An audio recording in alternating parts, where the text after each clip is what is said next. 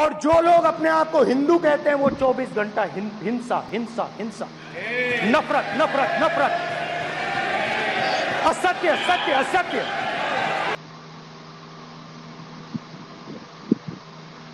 नमस्कार, मी विश्वास उटकी। आज आपला जो व्हिडिओ आहे, राहुल गांधींचं पहिलंच मोठं भाषण लोकसभेतलं, त्या संदर्भामध्ये मोठ्या प्रमाणात ते ट्रोल होत आहेत। पाहूया ते काय म्हणतायत। त्यानंतर के इतिहास में 3 फाउंडेशनल आइडियाज हैं। मोदी जी ने अपने भाषण में एक दिन कहा कि हिंदुस्तान ने किसी पर आक्रमण नहीं किया। उसका कारण है क्योंकि ये देश अहिंसा का देश है, ये देश डर का देश नहीं है। तो हमारे सारे के सारे महापुरुषों ने अहिंसा की बात की, डर मिटाने की बात की। डरो मत, डराओ मत, डरो मत, डराओ मत।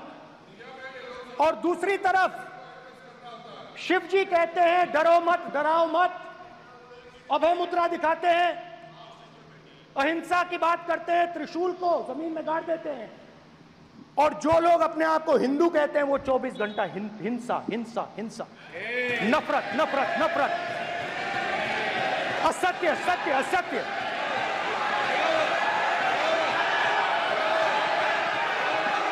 आप हिंदू हो ही नहीं।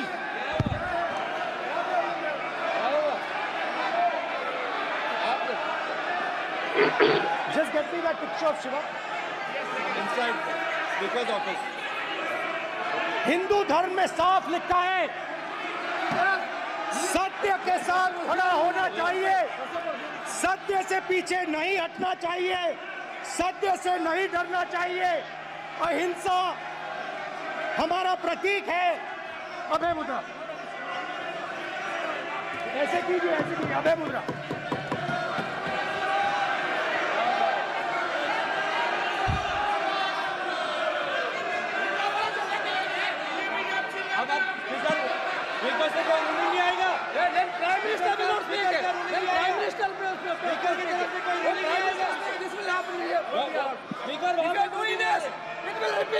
भाई भाई भाई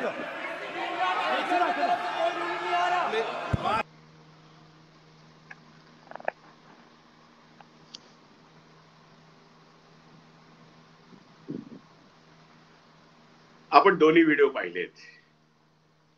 राहुल गांधी काय बोलतायत आणि राहुल गांधीवरती ट्रोल काय केले जाते। राहुल गांधींना हिंदू विरोधी आहेत असे ट्रोल केले जाते आरएसएसच्या वतीने। पण राहुल गांधीचं भाषण हे लोकसभेमध्ये आहे आणि ते रेकॉर्डेड आहे। कारण बाहेर भारतीय जनता पक्ष किंवा भाजपची ट्रोल कंपनी कोणत्या पद्धतीने एक विकृत चित्रण आपल्या मतदारांमध्ये करते याचंही दर्शन याच वेळेस होते। खरं तर राहुल गांधींनी यांच्या पहिल्याच भाषणामध्ये राष्ट्रीय स्वयंसेवक संघ आणि भारतीय जनता पार्टी यांची फिलॉसॉफी, यांचं बेगडी हिंदुत्व आणि यांचा एकूण अजेंडाच उद्ध्वस्त करणं या पद्धतीने त्यांची मांडणी होती। सरळ त्यांनी सांगितलं की जे हिंदू स्वतःला म्हणवतात खरं तर ते अहिंसेचे पुजारी असायला पाहिजेत। पण भारतीय जनता पार्टी स्वतः जेव्हा हिंदू बनवते तेव्हा ते सातत्याने गेल्या 10 वर्षात हिंसा आणि हिंसाच करतात।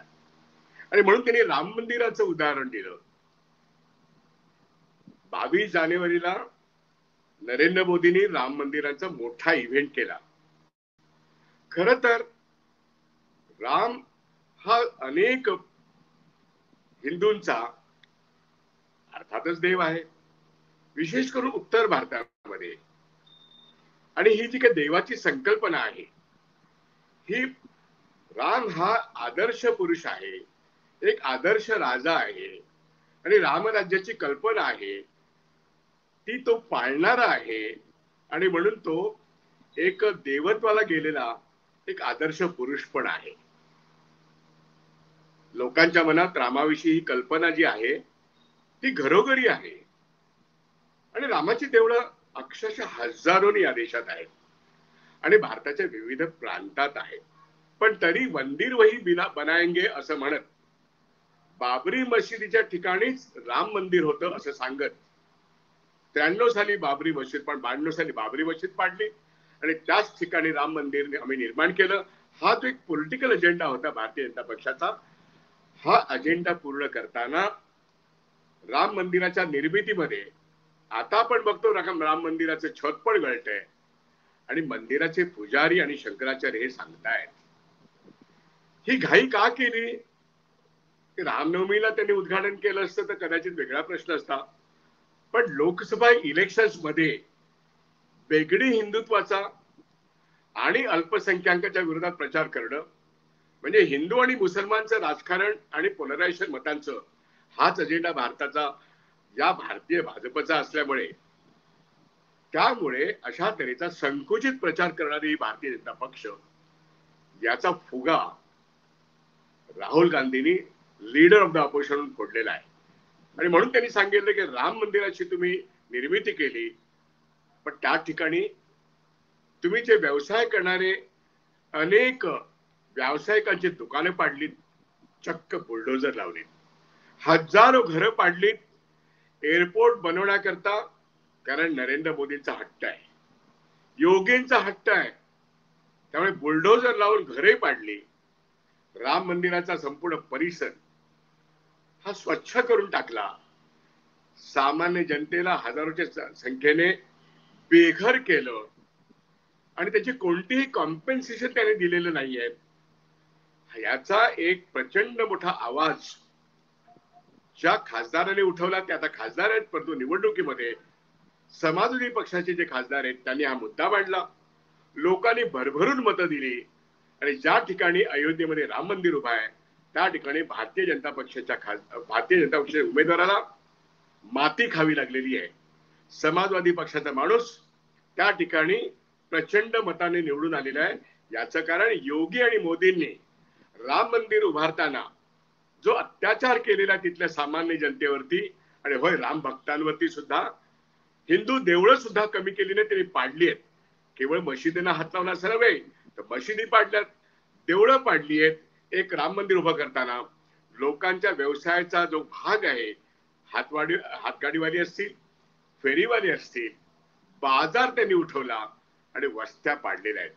एअरपोर्ट निर्माण करणं, राम मंदिर निर्माण करणं, विकासाच्या भ्रांत कल्पना लोकांमध्ये भ्रामक पद्धतीने रुजवणं, हा जो कार्यक्रम योगी आणि मोदीने याच्यावरती ढोंगी हिंदुत्वावरती, डबल स्टँडर्ड वरती आणि एकूणच नफरत वाढवणं, द्वेष वाढवणं या राजकारणाच्या विरुद्ध निश्चितपणे आरएसएसच्या आणि भाजपच्या राजकारणाविरुद्ध राहुल गांधीने इंडिया अलायन्सचा नेता म्हणून, विरोधी पक्षाचा नेता म्हणून जेव्हा आवाज उठवला तेव्हा मोदी आणि शहा यांच्या पोटात गोळा आला. सभापती सुद्धा सातत्याने त्यांना थांबवत होते आणि ट्रेझरी बेंचचे लोक अस्वस्थ होत होते आणि बाहेर भाजपची ट्रोल कंपनी राहुल गांधीच्या हिंदुत्वावरती प्रश्न उपस्थित करत होते.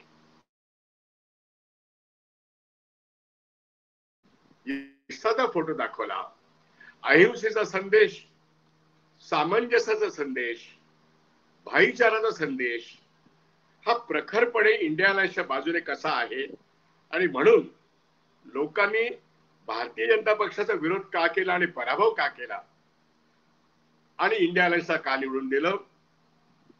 त्यामुळे संविधानाच्या विरोधात काम करणारी भारतीय जनता पक्ष यांचा मुखवटाच टराटरा फाडला. हे त्या राहुल गांधींच्या एकूणच भाषणाचा एक रोख होता. अत्यंत मुद्देसूद पद्धतीने त्यांनी केवळ काँग्रेस पक्षाची बाजू नाही मांडली, त्यांनी या देशामध्ये तमाम संविधानाच्या बाजूने असणारे जे काही धर्मनिरपेक्ष लोक आहेत किंवा आपापल्या धर्मावरती श्रद्धा असणारे, ते हिंदू असतील, मुसलमान असतील आणि धार्मिक अल्पसंख्याक असतील, या सर्वांना सामावून घेणारा एक सर्व बहुगुणी किंवा बहुरंगी असा जो भारत देश आहे, याची जी पारंपरिक अहिंसेची जी शिकवण आहे ती जपणूक करणारा हा देश आहे, असा हा समाज आहे. धर्म अनेक असतील, धार्मिक श्रद्धा अनेक असतील, पण लोक ते पाळत असतात. आणि भारतावरती आक्रमण किती झाली तरी शेवटी या देशातला धार्मिक सलोखा नेहमीच टिकून राहिलाय, हे त्यांच्या भाषणाचं सूत्र होतं. कारण मोदींनी किती खोटा प्रचार केला, शहानी किती खोटा प्रचार केला किंवा योगींनी किती खोटा इतिहास सांगितला, हिंदुत्वाचा खोटा इतिहास उभा करून वेगळी हिंदुत्वाचं दर्शन भारतीय जनता पक्षाने आणि आरएसएसने दाखवलं. याचा खर तर एक प्रचंड भांडाफोड लोकसभेच्या प्लॅटफॉर्मवरून आपल्या पहिल्याच भाषणात राहुल गांधींनी केला. तमाम धर्मनिरपेक्ष संविधान मांडणाऱ्या सर्व धर्माच्या लोकांकडून राहुल गांधींना धन्यवाद द्यायला पाहिजेत.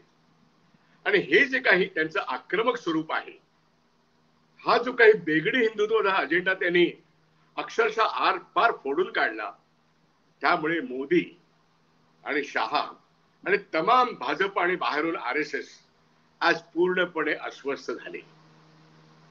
येणाऱ्या काळामध्ये अजून 4 राज्यांमध्ये निवडणुका व्हायच्या आहेत आणि येणारा काळ मोदींना पाठिंबा देणारे जे एनडीए मधले पक्ष आहेत त्या पक्षांमध्ये आत्ताच प्रचंड अस्वस्थता होऊ लागलेली आहे. आणि या ठिकाणी इंडिया आघाडीचा एक प्रवक्ता म्हणून, प्रमुख नेता म्हणून, लीडर ऑफ द ऑपोजिशन म्हणून जी काही भाजपची फिलॉसॉफी आहे, जी काही त्यांची निवडणूक रणनीती आहे, जो काही त्यांचा कॉर्पोरेट गव्हर्नन्स आहे, जी काही त्यांची हिस्टॉरिकल डिस्टॉर्शन करून मांडण्याची पद्धती आहे भाजपची, याचाच अगदी तपशीलवार मुद्देसूद अशा तऱ्हेने आपल्या अत्यंत प्रभावी भाषणातून त्यांनी सर्वांनाच निरुत्तर केलंय. शेवटी भारतीय जनता पक्षाचे लोक काय करू शकतात? जागेवर उठून उभं राहायचं, बोलणाऱ्याला गप्प करायचं. हीच गोष्ट अमित शहा करत होते, हीच गोष्ट सभापती करत होते. हेच ते सभापती की ज्यांनी इमर्जन्सीच्या विरोधामध्ये 2 मिनिटं लोकांनी निषेध करावा म्हणून सांगितलं, ठराव मांडला. हेच सभापती जय संविधान म्हटल्यानंतर त्यांनी जय संविधान तुम्ही का म्हणता असं खासदारांना झापण्याचा प्रयत्न केला, खासदारांना उपमर्द करण्याचा प्रयत्न केला. त्यांना राहुल गांधीला थांबवता येत नव्हतं, पण सातत्याने थांबवण्याचा प्रयत्न ते करत होते, लोकांना उकसावत होते. हे सगळ्यांना दिसत होतं. यापूर्वी परवा त्यांनी लोकांना बोलूच दिलं नाही. आजही राहुल गांधींना जेव्हा ते भारतीय जनता पक्षाच्या धोरणांवरती घणाघाती टीका करत होते, त्यांच्या या देशाच्या एकूणच धार्मिक ऐक्य आणि सलोखा याच्यामध्ये मोडतोड करताना जी काही गोष्ट भारतीय जनता पक्षाने केलेली आहे त्याचा एक आलेखच ते मांडत होते, तेव्हा सगळेच अस्वस्थ होते. नागपूरचे सरसंघचालक अस्वस्थ होणं स्वाभाविकच आहे, कारण शेवटी त्यांचा हा पॉलिटिकल फ्रंट आहे. तमाम संघ जन आज अस्वस्थ असतील, कारण तंत्रज्ञानाच्या आधारावरती लोकांना ट्रोल करून खरी माहिती खोटी सांगायची, खोटी माहिती खरी करून सांगायची, हजारोने खोटे व्हिडिओज लोकांमध्ये पसरवायचे, वर्तमानपत्रातून खोट्या बातम्या पेरायचे आणि होय खोटे अग्रलेख आणि लेख छापून आणायचे. हे भारतीय जनता पक्षाच्या आयटी सेलचं काम आहे आणि त्यांच्या नेत्यांचं पण हे काम आहे. यांची सगळी निवडणुकीची भाषणं, मग मंदिर, मटण, मच्छर, हे मुसलमान, ह्या सगळ्या गोष्टी लोकांनी ऐकलेल्या आहेत आणि लोकांनी त्यांना जागेवरती आणून बसवले. 240, 272 भाजप गाठू शकला नाही याचं शैल्य त्यांना आहे. आणि ते का गाठू शकले नाहीत हे जेव्हा राहुल गांधींना याच सभापतींनी यापूर्वी वायनाड मधून त्यांची खासदारकी रद्द करण्याचा प्रयत्न केला एका खोट्या तक्रारीच्या आधारे, ते राहुल गांधी दोन्ही ठिकाणी निवडून आले. आता त्यांना लीडर ऑफ द अपोजिशन हे स्थान द्यावं लागलं आणि कॅबिनेट मिनिस्टर आहेत आता त्यांना रोखणं हे सभापतींना शक्य नाही. हे सभापतींना शक्य नाही. हे मोदींना शक्य नाही. मोदींनी सुद्धा हस्तक्षेप करण्याचा प्रयत्न केला कारण त्यांचा खोटा प्रचार माध्यमांनी मोठा करून इलेक्शन मध्ये सांगितला. पण लोकसभेच्या प्लॅटफॉर्मवरून पंतप्रधानांना हे ऐकावंच लागेल हेच कडू सत्य आहे. पण सत्याचा आधार घेऊन राहुल गांधी बोलत होते आणि असत्याच्या आधारावरती राष्ट्रीय संघ आणि त्यांचा राजकीय हत्यार भारतीय जनता पक्ष हा असं किती काळ टिकू शकेल? 10 वर्ष खूप झाली. ज्यांनी 2030 आणि 2050 पर्यंतच्या गप्पा मारलेल्या आहेत, ज्यांनी अमृत काळाच्या गप्पा मारलेल्या आहेत, हे विषारी विखारी तत्वज्ञान पसरवण्याचा प्रयत्न केलाय. ह्या सगळ्याला राहुल गांधीच्या भाषणाने हा फुगा फोडलेला आहे आणि लाखो करोड जनतेपर्यंत राहुल गांधीचं हे भाषण पोहोचलेलं आहे. आणि अर्थात ते पोहोचू नये आणि ते विकृत स्वरूपात पोहोचावं म्हणून भारतीय जनता पक्षाचे ट्रोलर्स आणि भाजपचे युट्यूबर्स ते विकृत पद्धतीने सांगण्याचा प्रयत्न करतात की राहुल गांधी हिंदू विरोधी आहेत. पण राहुल गांधींचं पूर्ण भाषण आज सगळेजण ऐकतायत. होय, पुन्हा पुन्हा ऐकतील, ते गल्लोगल्ली ऐकतील, ते गावोगावी ऐकतील. कारण येत्या आणखीन काही निवडणुका आहेत. महाराष्ट्रामध्ये निवडणूक आहेत. 13 जुलै नंतर महाराष्ट्र सरकारचं हे अधिवेशन संपलं की निवडणुकीचे ढोल वाजतील. हाच हंगाम हरियाणामध्ये आहे, हाच हंगाम झारखंडमध्ये आहे. झारखंडचे मुख्यमंत्री आता जेलमधून बाहेर आलेत आणि न्यायालयाने सांगितलं यांच्या विरोधात कोणताही पुरावा अजूनही सादर करता आलेला नाहीये. हीच गोष्ट अरविंद केजरीवालच्या बाबतीमध्ये सुद्धा आज ना उद्या तो निकाल लागेल. त्यांच्याविरुद्ध कोणताही पुरावा नसताना त्यांना ईडी आणि सीबीआय आणि एनआयच्या मार्फत अडकवण्यात येते. विरोधी पक्षांच्या विरोधात आजही निवडणूक हरल्यानंतर सुद्धा भारतीय जनता पक्ष ईडी सीबीआयचा वापर करतोय. ही जी काही दमन नीती आहे, ही जी काही तानाशाही आहे, संसदेची अत्यंत पायाखाली तोडणूक करून लोकसभेच्या व्यासपीठावरून जय संविधान म्हटलं तर ज्यांना तिळपापड होतो असे लोकसभापती दुर्दैवाने आज आपल्याला लाभलेले आहेत. पंतप्रधान आणि होम मिनिस्टर यांना आता राहुल गांधींचं ऐकावंच लागेल. कारण का राहुल गांधी आज या व्यासपीठावरून 140 कोटी लोकांना संबोधन करतायत आणि म्हणून त्यांना उत्तर देताना भारतीय जनता पक्षाच्या नेत्यांना संसदेत आणि संसदेच्या बाहेर निश्चितपणे खूप कठीण जाईल. कारण शेवटी सत्य हे सत्य असतं आणि असत्याच्या बाजूने काम करणारा भारतीय जनता पक्ष आणि राष्ट्रीय संघ यांचे आता दिवस भरत आलेले आहेत. आणि म्हणून तमाम पुरोगामी शक्ती ज्या या जनतेमध्ये 140 कोटी जनतेमध्ये आहेत, त्यात हिंदू आहेत, त्यात शीख आहेत, त्यात मुसलमान आहेत, त्यात ख्रिश्चन आहेत, होय सगळे अल्पसंख्याक धर्म आणि हिंदू धर्मातले अनेक जाती जमातीमध्ये विभागलेले तमाम जनता हे मुख्यतः श्रद्धावान असते, परंतु ती सत्याच्या बाजूने उभे राहते.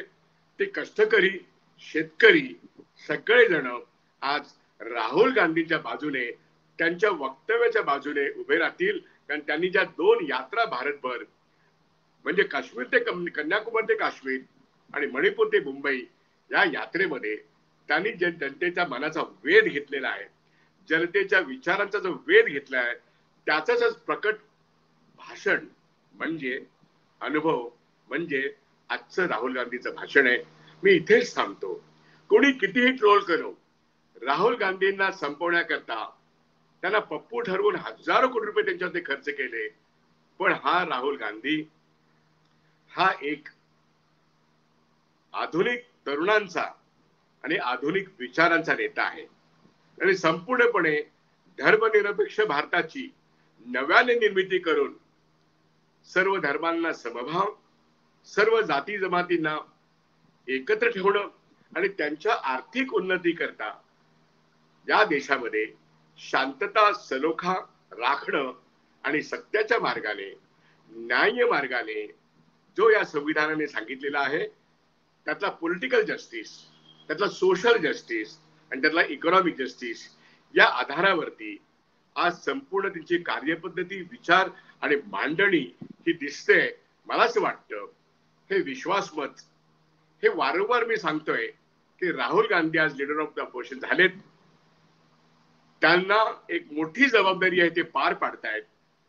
इंडिया आघाडीतल्या निवडून आलेले लोक आणि न निवडून आलेले लाखो लोक आज धन्यवाद देत असतील की सर्वांची या जनतेची बाजू त्यांनी लावून धरली आहे. आणि म्हणून राहुल गांधींना ट्रोल करणारे हे लोक संपतील आणि अंतिमतः हे सेशन संपल्यानंतर जे बजेट सेशन सुरू होईल त्यावेळेस भारतातल्या तमाम जनतेच्या आर्थिक मागण्या याच्यावरती सुद्धा इंडिया अलायन्सचे लोक आणि विशेष करून